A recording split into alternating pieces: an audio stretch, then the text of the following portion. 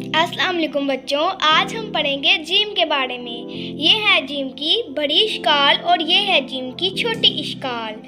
अब हम पढ़ने लगे हैं जिम के से बनने वाले अल्फाज।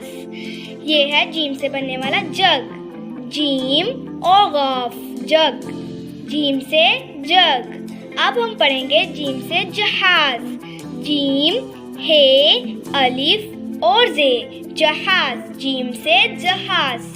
जिम से जूता, जे, जिम, वाओ, ते और अलिफ, जूता, जिम से जूता।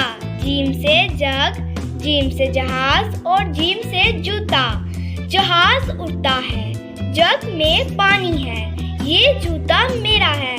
अब आपने जिम से बनने वाले तमाम जुमलों की प्रैक्टिस करनी है और इस मश्क को अच्छे तरीके से याद करना है। ये हैं जिम से बनने वाले तमाम अल्फाज और ये है जिम से बनने वाले तमाम जुमले।